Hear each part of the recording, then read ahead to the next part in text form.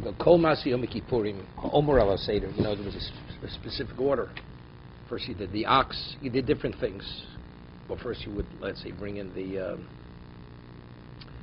incense into the Kodesh Kadoshim, the Holy of Holies. Then he would burn the incense. Then he'd come out, slaughter his ox, go back, sprinkle it in the Holy of Holies, opposite the Aron.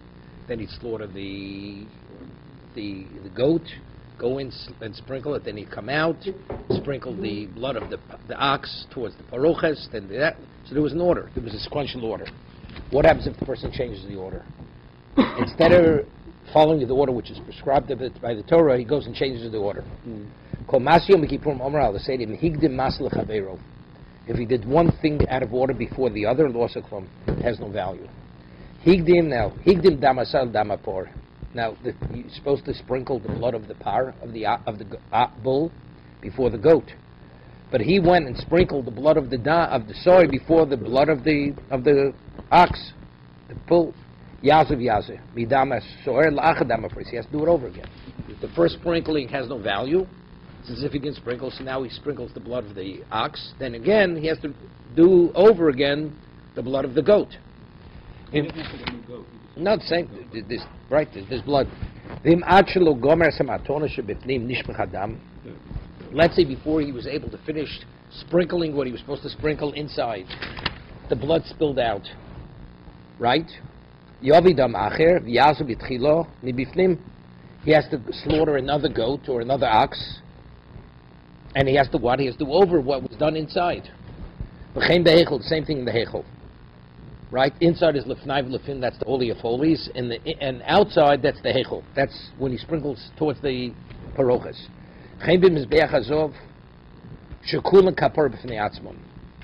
The same thing, because each one, Rashi says, it's a kapor b'fnei atzmo.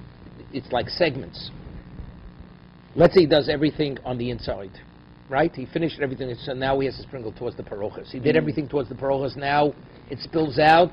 Does he have to redo what he did in the hechel? Let's take a look at Rashi. He has to bring another ox, bull. Yaschil matonis haparoches. He doesn't have to go into the kodesh kadoshim. He doesn't have to go into the Holy of Holies to sprinkle towards the Aron, because that segment was completed. But because the segment towards the paroches was interrupted, he only did some of the blood. So he has to complete it. Since that wasn't completed, he has to slaughter another bull and start over again that segment. Each one's a separate kapara. It's completed. That's the Tanakamo. No. Wherever he finished, he continues from that point. Even if it was in the middle of the kapara, he doesn't have to start over that segment of the kapara. For instance, let's say he did everything in the Kodesh Kadoshim. He sprinkled the blood of the goat and the blood of the bull. And let's say he sprinkled 3 times towards the paroches. Let's say the blood of the par or the blood spills out. So he has to slaughter a new par or a new bull, a new goat. But does he start from achas l'mala sheva l'matot, one on top? No. Let's say he sprinkled 3, so he goes 4, 5, 6, 7. That's it. He doesn't have that whole segment is not invalidated. Meaning the place that he finished, he continues from that place onward. 1 second.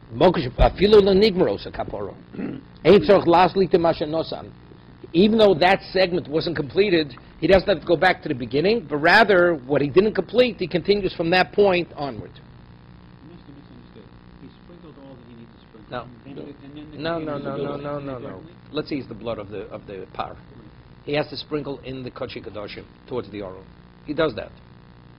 Let's say now it spills out. No, but he has other sprinklings to do. He has to sprinkle 7 times, 8 times towards the paroches. He didn't do that yet. So what does he do? He slaughters another bull, and he has that blood. He does that. Let's say he's in the middle of sprinkling towards the paroches. The blood spills out. He sprinkled 3 times. He has to sprinkle 7. Spills out. And so now he slaughters another bull. Where does he start at that point? Does he start from the beginning towards the paroches, or where actually it's at that point where it spilled out, he continues from that point onward? That's the machlokes in the Mishnah. Okay? So he leaves, he goes out, slaughters again, then he goes Correct. Because only he's qualified to do the shechita on Yom Kippur, because only the Kohen Gadol. Okay, now, Torah Rabbanon, Kol Masi Yom Kippur Omra Al Seder.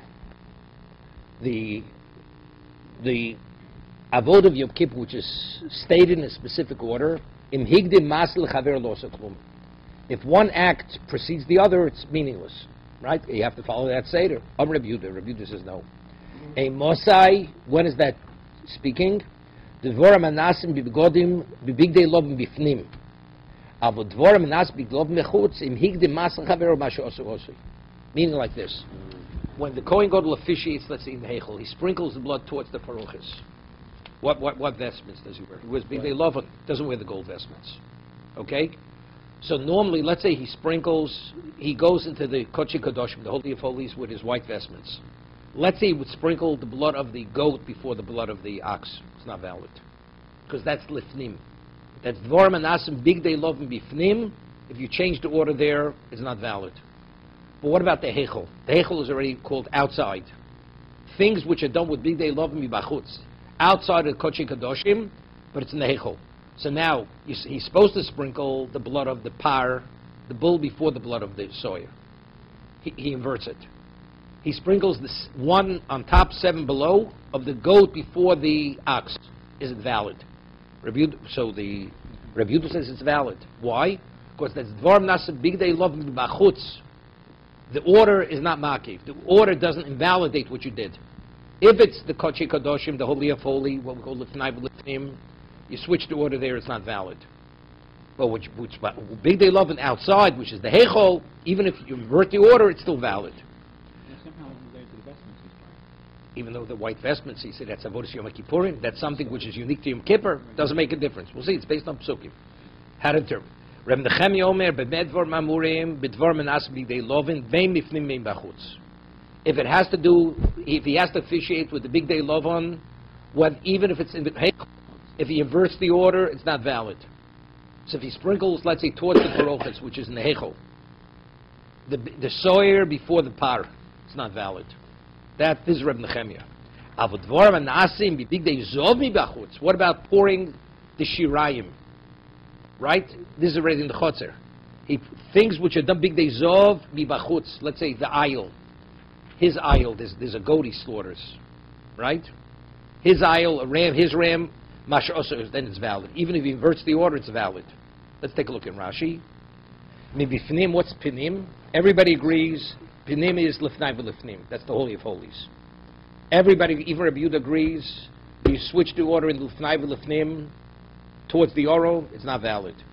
Bigdei lov machutz, going hagrola. What about picking which is Lashem, which is Lazozeh? He wears the white vestments, he does that. Vidui, shvichas shirayim, right? Pouring the remainder of the blood. V'chol ma'atonas haparochos mizbach hazov, im higdum lam dover meucher ein elu ma'akvin olav, doesn't invalidate it.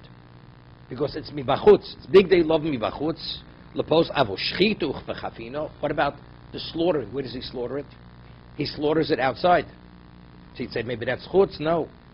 Even there, Rabbi Yehuda agrees, even though the chafino, like taking the 2 handfuls, this is for the Torah, is done outside. Since it's the objective is to bring it lefnai v'lefnim, we treat that like it's lefnai v'lefnim. So therefore, if he changes that order, that's a problem. Okay? Bigdei zov mibachutz, going elo ve'elo om. His ram and the ram of the people, shehigdim lohen hotzos kapu machto, ein makvin olav lipsol. It's not makiv. Okay, what's the basis of the machlokas? According to Rabbi Yehuda, where does the order invalidate? It's only lifnai v'lifnim. According to Reb Nechemia, even in the Heichol is a problem. Okay? What's the basis for the machlokas? Omer Reb Yochanan, Shnei Mikra Echad Doshu. They're arguing how to interpret the same pasuk. It says, V'hoiso zos lochem l'chukas olam. Whenever it says chuka means it has to be done specifically that way. It says, achas bashona. Achas bashona, that's what it says. Okay? So take a look in Rashi. Al achas bashona, alma kiksif chuka. Whenever it says chuka, that's likuva. It means it's compulsory. It must be done that way. It would invalidate if it's not. Achas bashona ksiv. The word chuka is going When is it a chok? Something that you do once a year. So you only sprinkle towards the parshas once a year, right? It's not something you do every day. So since that's once a year, it's chukah.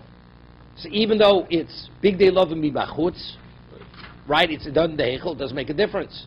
The word chukah goes on achs bashana. That's the question. What does the chukah go on? Is it going only on what you do in the kodesh kadoshim, in the lifnai v'lifnim, or it also includes what you do in the heichel? That's the argument. We'll see. Rabbi Yehuda Sovar, Mokum Shimskaper Bo Pam Achas Bashona. Right? Now, we have kapara. During the year, we also have, in the Heichel, we go in the Heichel for other kaparas. Kodesh Kadoshim, there's no such thing during the year. There's no such thing as kapara. No, you never go into the Lefnai V'Lefnim. So what is Achas Bashona? What's done towards the Aron. Right? Because you never go. Let's say you do sprinkle towards on the Mizbeach Hazov. Let's say we talk about the Sanhedrin Paralel Dover. Right? The Sanhedrin rules and they make a mistake. So, and the majority of Klaus shall follow the ruling of Sanhedrin. That's done in the Heichel. Right? It's also done in the Heichel. You sprinkle towards the Paroches. So that kapara, there is kapara in the Heichel. It's more than once a year. So therefore, according to review, therefore, what it says Achas Bashana, what location are we speaking? It's Lefnai V'Lefnim, because that's Achas Bashana. Aber Hechla Azoras Afil Dvarim Nas Big Day Love and Shein Kaparosim Bekoin Godel Elach Loksi V'Chuka. Okay. Reb Nechemia Sovar Dvarim Iskaprim Ben Pamachs Bashana. What does it mean? Meaning Dvarim Iskaprim. It's not going on the location. It's going on something that you do once a year, right? What I do in Lefnai V'Lefnim is only once a year. What I do now in the Heichol is what? It's only once a year. Even though you may do other things, but what you're doing now, this is only once a year. If that's the case, therefore, if you switch the order, Chukah says it's not valid. It's Makiv. The order's Makiv. So Mor asks a question. Atul Rav Yehuda Mokum Ksiv. Rav Yehuda says, since you do other things in the Heichol during the year, therefore, if you switch to it, it's not makiv. She says, doesn't say in the pasuk. It doesn't say mokum. It says chuka achas. It's going achas. It doesn't say location because you do other things here. So if that's the case, according to Rabbi Yehuda, it should also be makiv. So what is the basis for Rabbi Yehuda arguing with Rabbi Nechemia? Elahainu time to Rabbi Yehuda. Ksiv zos uksiv achas. What does zos means? This is something specific. Achas. So zos means this and achas. Each one comes to exclude something. So Rabbi Yehuda says achas. Right? Ksiv zos, ksiv achas. Chad lemuti big day lovon. Mibachutz. One comes. This comes to say, but what you do big day lovon outside is not invalidated if you switch the order. Chad lemuti big day zov. So one's going big day lovon, zos and achas. Reb Nechemia says, no, Chad Lemutei Big Day Zov. Anything you do Big Day Zov, if you switch the order, it's not a problem. Chad Lemutei Shirayim Lo Ma'akvi. You hear this? What's Shirayim? You take the remainder of the blood and you pour on, we had earlier, on the Yesod HaMizbeach HaChitzon. Right? Afterwards, you mix the parasor and the blood of the sor and the dam of the par, you mix it, and what's left, where do you pour it? On the base, the western base of the outer Mizbeach. Right? Discussed this yesterday. What happens if the Kohen goes and he does that out of order? It's not Makiv. Because that's outside, that's done in the Chotzer. Okay? That would be, he didn't fulfill the mitzvah, but it's not it doesn't invalidate it. It's valid. So one says anything he does with Big Day Zov is not a problem if he switches the order. And if he also, what's done in the Chotzer, which is the Mizbeach HaChitzon, which is the outer Mizbeach, which is pouring the remainder of the blood at the base of the Mizbeach, if he does that out of order, it's also not Makiv. Not a problem. So Ramara asks, Rabbi Yehuda, what does Rabbi Yehuda hold? He says, I Makvi, Makvi, Lo Makvi, Lo Makvi. He says, no. He says, if it's Makiv, it's Makiv, or it's not Makiv, it's not Makiv. No, which means, meaning, he says,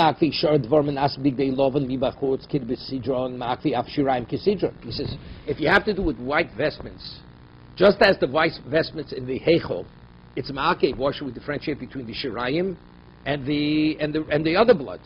And if it's not ma'akev, it shouldn't be ma'akev. If chukah doesnn go on the heichol, it shouldn't go on the outside either. Okay? Okay? Now, the white vestments and gold vestments identifying location for us, or no, it's themselves that have some... No, it tells you what the avod is. What's the avodah? When he officiates for Yom Kippur, the avodah Yom Kippur, he wears white vestments. So, and where's that avodah? No, he switches on back and forth. But we're talking about the avodah specifically has to do with those vestments. If he changes the order, does that invalidate it? The change of order, the sequence, he changes the sequence. No, I understand, but the vestments he's wearing, is that related to what's inside the heichal and outside the heichal? So he's always wearing one inside and one outside? He wears the white vestments when he pours, let's say, he'll pour the remainder of blood on the base.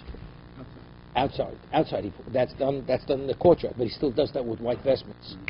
Is it ma'akev? If he does that out of order, is it ma'akev? I guess I'm trying to understand the white versus gold, because that identifies the location. No. It's something he does with the white. He's pouring the shirayim, the remainder of the blood, on the outer base of the mizbeach. That's done in the chutzah. That's done in the courtyard. That's not done in the covered sanctuary. And he's wearing gold vestments. White vestments. Where's he wearing gold vestments? When he officiates, when he does the service, the regular service of the year. Okay? He has Rashi brought over here. No. Back and forth. Right. Big Dezov, he says, Elov ve'elov. He has to bring on Yom Kippur his own ram and the ram of the Klal Yisrael. That's okay. That's specific to Yom Kippur. But that he officiates with gold vestments. That's all done outside. Okay, further. Kidetanya, it says, V'chilo mechaper es HaKodesh. Right, he completes the kapora es hakodesh. Im kiper kolo, im lo kiper lo kolo divrei bekiva. Yeah. Now the question is, if let's say the shirayim, let's say there's all the sprinklings in the kodesh kedoshim, there's a sprinkling of the parochas, and before he has a chance to pour the remainder of blood at the base, it spills out. Is that a problem? Normally, throughout the year, if you don't sprinkle the blood, you have to sprinkle the blood. You have to sprinkle it. Person slaughters an animal, receives the blood, doesn't sprinkle it. The corpus is not valid. Because the kapora is with the sprinkling. Let's say before he has a chance to sprinkle the blood, what does he do with what remains? He pours it to the base. Let's say it spills out before he pours it to the... He sprinkled it properly, but he didn't get to the base. The base is valid. It's a valid sprinkling. On Yom Kippur, we're going to see it's a machlokes. What remains, if you pour it, you don't pour it to the base, does that invalidate even the sprinkling? It's the avodas hadam, the ritual of the blood hasn't yet been completed. That's going to be a machlokes. Okay? So take a look in Rashi. Kidetanya Reb Kiva Shirayim Ma'akvi Kaporo Kshar Matonos. You hear this? That there's no difference between pouring the blood at the base of the Mizbeach HaChitzon, the outer Mizbeach, or sprinkling the blood, which is done on the Mizbeach Hazov, which is done in the covered sanctuary. Okay? The Reb Kiva Shirayim Ma'akvi Kaporo Kshar Matonos. I okadu legamri hilkoch I chuka ashor ksivo aditu nami ksivo. So if chuka is going on the sprinkling of the blood, it's also going on the shirayim. We can't differentiate. Let's see. It says v'chilo mechaber hakodesh im keeper kolo im lo keeper lo kolo. If you finish the kapora, which is what? Which is the blood, right? Then it's what? Then you have kapora lo keeper lo kolo. Give Reb Kiva. Amar Reb Yudah malo nemar. Excuse me, maybe malo nomar in kilo kaper im lo keeper lo keep kolo lo keeper, meaning shimcho chiser achas min hamatonis lo so klum, meaning like this. So now, seemingly, what does Rabbi Yudah say to Rabbi Akiva? There's a question: are they arguing, or is just a question how to interpret the pasuk? Is he saying no? Maybe if you do the sprinkling properly, you have kapora, but the shirayim, which normally is not ma'akev, you have kapora. That's not part of the kippur. As during the year, it's not part of the kippur. It's something you do. It's more complete, but it doesn't invalidate the sprinkling. So the Gemara asks, "My bina, what's the difference between Rabbi Kiva and Rabbi Yudah? Are they arguing, or just they're just deriving the same thing from different sources?" My bina, you Rabbi Yochanan, Rabbi Yeshua ben Levi, it's machlokes Rabbi Yochanan, Rabbi Yeshua ben Charom, and Mashmos Dorshnik ben Au. They both agree in the halacha that the shirayim is ma'akiv. It's just a question how to interpret the pasuk. Okay? Charom is shirayim ma'akiv ben Au. No, the difference is where shirayim is ma'akiv. According to Rabbi Kiva, shirayim is ma'akiv. According to Rabbi Yehuda, shirayim is not ma'akiv. Okay? Take a look at Rashi. Shirayim ma'akvi k'minai. Reb Kiva saw shirayim lo ma'akvi. He holds shirayim is not ma'akvi. V'ochi kamer. Im kiper ikamatonos kolo. If you did the sprinkling, then you're complete. Va'afilu lo shofach shirayim. Even if you did pour the remainder of the blood, it's kiper. Because you did. What's kapara? Kapara is always the sprinkling. Reb Yehuda said no ma'akvi. No, if you don't pour the balance on the bed, hochi kamer. Im kol hakol. If you completed the full ritual of the blood, that's including the pouring of the dam to the base, oz kiper, only then you have kapara. Im lo, kola, but if you did not complete the blood ritual, right, the halacha is, eina kapara. Eina kapara shel mahanos kapara. The sprinkling is not. You do it all, it's all or nothing. Okay? So now, so according to Rabbi Yochanan, so there's machlokes. What are the odds? Do they both agree that it's not maki? But Rabbi Yochanan says, "Omiyam Rabbi Yochanan hochi, v'om Rabbi Yochanan ton Rabbi Nechemya, kedivrei ha'om mishrei makvi." Now, Rabbi Nechemya had said that Rabbi Nechemya had said that pouring the blood at the base, in the base of the mizbeach in the courtyard. If you switch the order, what's the halacha? It's valid. Because it's outside. But he's asking, but according to Rabbi Yochanan, that Rabbi Nechemya holds shirayim is ma'akvi, just as in regard to the sprinkling. We say, according to Rabbi Nechemya, if you switch the order, it's not valid. Chukah goes on that. So how do you differentiate between the shirayim and the sprinkling? Right? If you say the shirayim is not ma'akiv, so therefore, when the Torah says chukah is going on something which has to be done. What has to be done? The sprinkling. Where do you do the sprinkling? The sprinkling is done in the hechel, right? But if you're telling me we're not differentiating between the shirayim and the sprinkling, so how could Rabbi Yochanan say, according to Rabbi Nechemya, that what you do outside on the mizbech hachitzon, it's not makiv? How could it not be makiv? We're not differentiating between the shirayim and the sprinkling of the blood. On that the Gemara says kasha. Okay, it's difficult. Where do we say he's chayav? Where do you see he's makiv? It's important, Rashi. What's the halacha if a person goes and does haktorah b'chutz, or does the shechita outside? Instead of bringing the Beis Hamikdash, he brings the korban outside. He's chayav koris. What about if he sprinkles the blood outside? He's chayav koris, right? Because he's supposed to do it inside. What about if he pours the shirayim outside? That's already machlokas. So Rabbi Yochanan says, according to Rabbi Nechemya, that if you pour the shirayim outside, you're also chayav koris. So the answer, of course, is makiv, because it's no different than sprinkling the blood. That's what he says. Ton Rabbi Nechemya kedivi omer shirayim ma'akvi. To come Rabbi Nechemya also shiorei hadam shikrivon b'chutz. The balance of the blood that you poured on the mizbech outside of the Beis Hamikdash, chayav. Alma avoda hein bifnim. The karinon, it's an avoda that should have been done in the Beis Hamikdash. The karina bu vel pescho moed lo yivienu v'nichras. Therefore, he's liable for koris. Okay, further.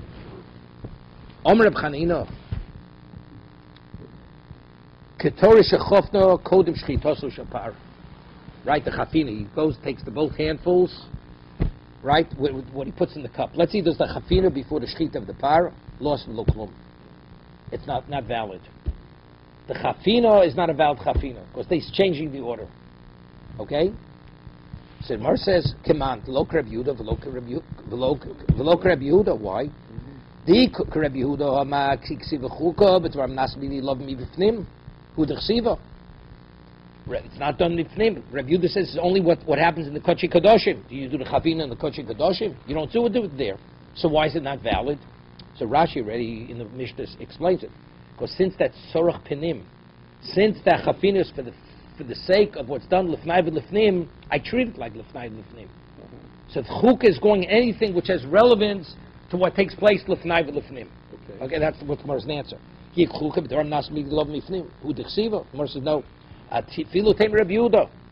going like Rabbi Yehuda. Why?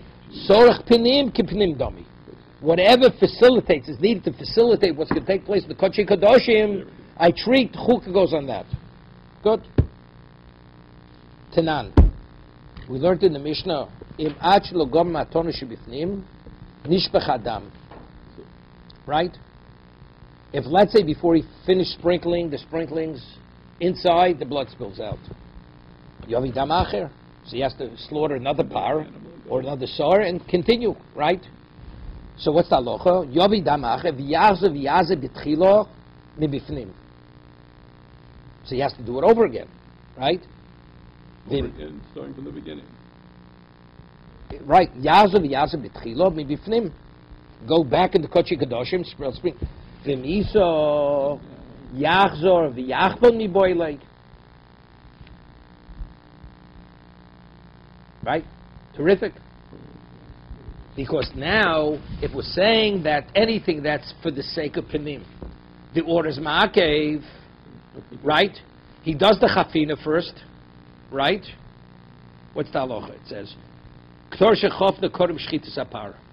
We say it's not valid, correct? Right. So now, if the blood spills out, that means you have to slaughter it again. Right. And it's as if you never did the sprinkling. So now you have to slaughter a new par. Right. So if you have to slaughter a new par, the chafina you did before is invalidated. Because the chafina has to follow the shchitas apar. Is that a question or is it the halakha now? No, we already stated that even though the chafina is done outside, but since it's for the sake of lifnai v'lifnim, the order is ma'akev, and when do you do the chafina? After the shchitas apar.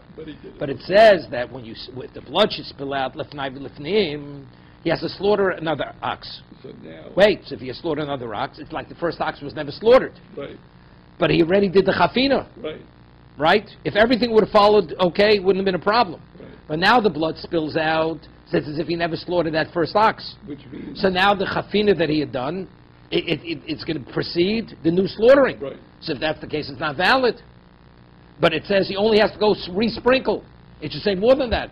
He should have to do the chafina over again. He should take the 2 handfuls again and do it over again. right. So why doesn't he have to? Right? Okay.